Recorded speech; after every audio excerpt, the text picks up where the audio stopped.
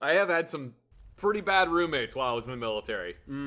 I had some bad ones too, mostly not in the military. Basically, it was one guy. I was with 3 other guys sharing a 2-bedroom condo. When was this?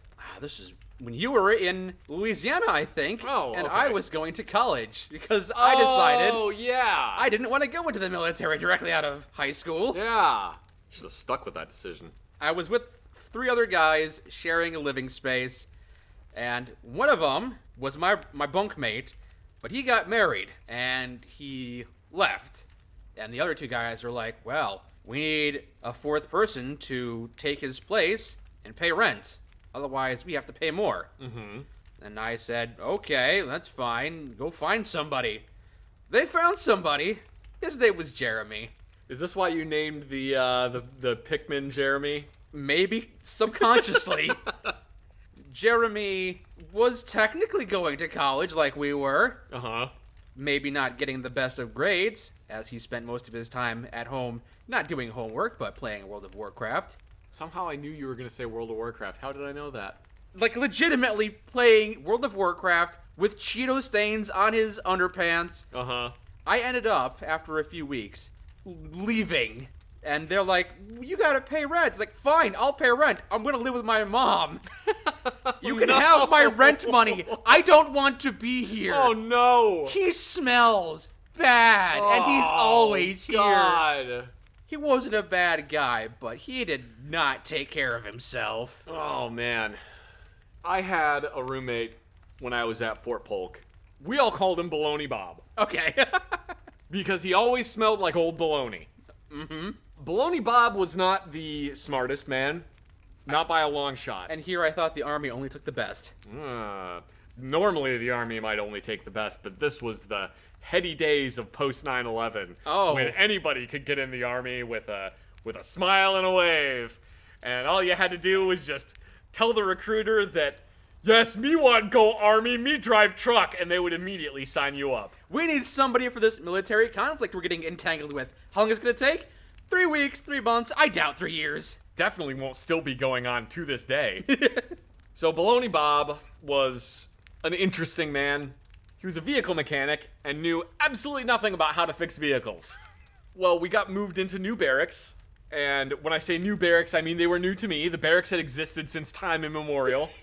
Yes. The walls were filled with asbestos. Mm-hmm. There were mosquitoes spawning in the toilets.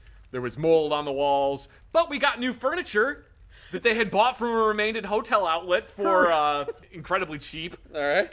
When we got moved into the new barracks, I was like, I wonder who my roommate's going to be. I would prefer to have this person or this person because I'm friends with them and I like hanging around with them. And it would be fine if they were my roommate.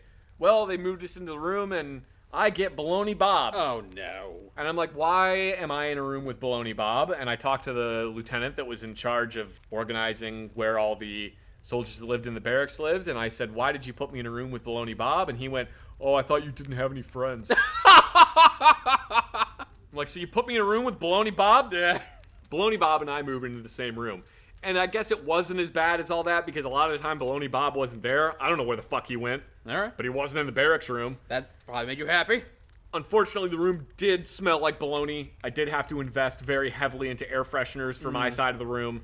During your weekly inspection, did you get in trouble for that? Monthly inspections, because they didn't really do weekly inspections, they did monthly inspections. Oh. So one day, during a monthly inspection, I'm cleaning up the room and making sure everything's good, and I'm cleaning the little common area that we have. It's like a sink and a tiny refrigerator. I look over on Baloney Bob's side of the room, and Baloney Bob isn't there. I don't know where the fuck he is. I guess he just went on walks somewhere because his car is still parked outside, even though he doesn't have a driver's license. Why the fuck does Baloney Bob have a car if he doesn't have a driver's license? Whatever, fine. I'm cleaning the common areas. I look over on his side of the room, and it looks like set dressing for a bad B movie of what a serial killer's room should look like. This may be why he disappeared, so you'd have to deal with it.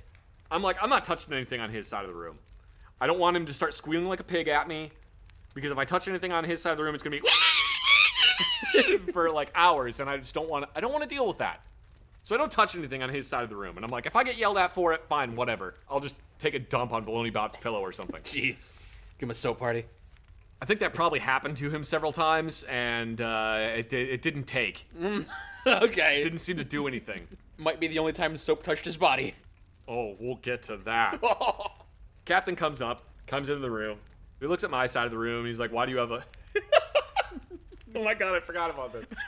I just forgot about this until right this second. Why do you have a 6-foot pillow of a foot?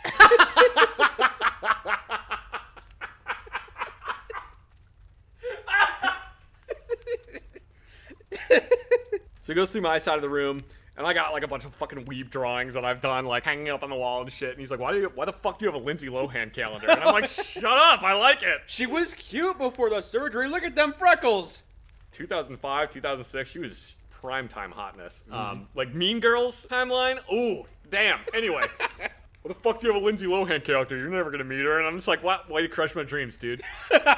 So he looks at my side of the room. It's fine. Everything's clean. I got everything well organized. I've like made my bed properly. And for some reason, I still had a military wool blanket on my bed. Like everybody else is using like comforters or whatever, and I've just got like a gross, like a wool blanket from 1956 is on my bed, and he's just like, the fuck? You sleep on that? I'm like, it's comfortable. I like it. I like how it's itchy. I actually still have, my grandpa gave me the wool blanket that he was issued while he was in the military, and I brought that one with me to Fort Polk, and that was the one I would use. Nice. It's great. Anyway, he goes over to Baloney Bob's side of the room. He has a blanket and a pillow, but nothing else that goes on the bed. So there's no bed sheets, there's no pillowcase on it. It's just a blanket and a pillow, and they're all balled up in one corner. How many other people used that mattress? I know, right? He's like, what is this? The sheets. He's doing laundry, I think. Yes, that's why. No, I'm not covering his ass at all. At this point, there's been so many different little tiny things that have happened that I'm just like, I've had it with Baloney Bob. And at this point, if for some reason my superior officer sees something on Baloney Bob's side of the room that will get him kicked out of the military, I ain't gonna say boo to that. What? He just sleeps like that? I don't know, sir. Apparently so. I try to avoid going over there as much as possible. All right, whatever. Open the closet on Baloney Bob's side of the room, and there's a truck bumper in there. What? An entire truck bumper? Yeah, bumper and brush guard and everything. Why? Baloney Bob doesn't own a truck. He doesn't even have a driver's license. He owns a Sebring. Captain just looks at it and goes, the fuck is this? That's a truck bumper, sir. Yeah, I know it's a truck bumper. Why is it in here? I don't know, sir. Did you see him bring it in here? No, I did not, sir. Why does he have it? To this day, I don't know why he had a truck bumper. It was just in there. I guess he thought he was going to put it on his car. It was my grandpa's. I brought it with me. Honestly, if he had said that, that wouldn't have surprised me. Well, Baloney Bob is still not here. Where is he? I don't know. I don't know where he was. He opens the refrigerator, looks in the refrigerator. There is a mason jar filled with ketchup. Why is there a mason jar filled with ketchup? I don't know, sir. It's Baloney Bob's, isn't it? Yes, it is, sir. Can only assume he took ketchup packets from McDonald's and emptied them into it. It would have been Burger King, and I'll tell you why. We go into the bathroom, and this is the moment that I've been dreading. Oh, no. We go into the bathroom, and sitting on one side of the bathtub is a Burger King cup with a hole in the bottom of it. And it's not a neat hole. It's a hole like he jabbed his finger into it real hard. Why? And the captain points at it and says, why is that in here? And I said, sir, I have no idea why that's in here. Baloney Bob put it in here when he last used the shower 4 days ago. Oh, no. I don't know why it's in here, and at this point, I will not touch it. I insinuated that basically the only way I would be willing to touch the cup was if I put on full hazmat mop gear and picked it up and put it into a 55-gallon drum and then sealed it and buried it in the Mariana Trench. That would be the only way I'd be willing to touch it. Your captain looks at you, you look at your captain. Sir, I'll give you $20 to drink the contents of that cup. Oh, no, it's empty because it's got the hole in the bottom. Oh, at the very bottom? At the very bottom. Oh, okay. Yeah, there's a hole at the very bottom of it. Maybe he likes to fill it up with water and then unplug the hole and let the water pour over him. Like a shower. How did you know that's what he was doing with it? Wait, what? What? We get done with the room inspection, and he's like, well, your room's fine. Like, I don't see any problem with it, but I'm completely baffled by what I have seen on Baloney Bob's side of the room. Baloney Bob came back while he was in somebody else's room, so somebody went and got the captain. He could provide no reasonable answer as to why he had a truck bumper in there. Someone framed me. I don't know who that is. Could provide no reasonable answer. That's not my trunk bumper. It's a different license plate. Why don't you have sheets? Well, I don't. They're dirty. So wash them. Well, apparently Baloney Bob doesn't know how to use the washer and dryer. Of course not. They're like, this is disgusting. You need to sleep on sheets or something. We get to the cup. Baloney Bob, what the fuck is this? I don't like to put my head underwater when I take a bath, so I fill the cup up with water and then I let it drain over my head. The fuck don't you just take a shower then? I don't like to put my head underwater. That was it. That was the excuse he gave as to what he was doing. Exactly what you said with it. He would fill up the tub with water. He would get into the tub. He would fill up the cup with water and then hold it over his head and let the water drain out of it. All right. Why don't you just take the cup and then pour it over your head? Why do you gotta poke a hole in the bottom of it? Didn't you hear him? He said he didn't like to get his head wet. So, Baloney Bob. You'd think they wouldn't allow man-children in the military, but no, there's a plethora. There are a lot of man-children in the military. I found out at one point that Baloney Bob, when he was younger, he and his friend had found a junkyard, so they had spent 5 or 6 hours in the junkyard just smashing windows of cars. Okay.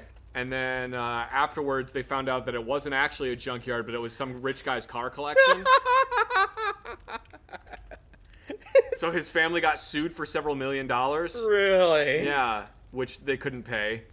And he escaped his debtors by joining the military. Probably. Honestly, that wouldn't surprise me. Baloney Bob was something else, and I'm glad that I don't have to deal with him anymore, and that I only think of him occasionally. And I look back upon our memories, the time I spent with Baloney Bob while I was in the military, and I laugh, because I don't have to deal with Baloney Bob ever again. For my 3-month period of active duty, military training, I roomed with 2 guys. One of them was named Ghost. That was his actual last name. And every time I walked past our barracks, he was outside, smoking a cigarette. I'd say, "Hey, Ghost, how you doing?" And he'd look at me with his Dale Gribble eyes and go, "It's good." "It's 2 a.m., Ghost. Why are you out here?" Why are you out there? I don't even remember what reason I was out there. Whatever. But for whatever reason, I had to go do something at 2 a.m., and I'd come back, and he'd be out there smoking a cigarette. "What are you doing?" "Smoking, duh." And I'd say, "Okay, I'm going to bed." "All right, good night." And as I opened the door and poised myself to close it behind me, he'd say, "Hey, wait. Yeah, Ghost? You ever seen a man's balls in a vice?" And I'd say, "No, Ghost. Thankfully, I've never seen that." "Yeah. Don't ever join a gang." Oh my god! "Good night, Ghost. Sleep well."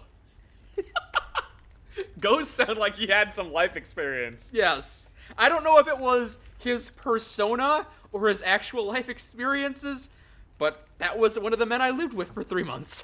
One of the guys I was in basic training with, who was very boisterous and outspoken and loud and kind of annoying, but whatever. That's fine.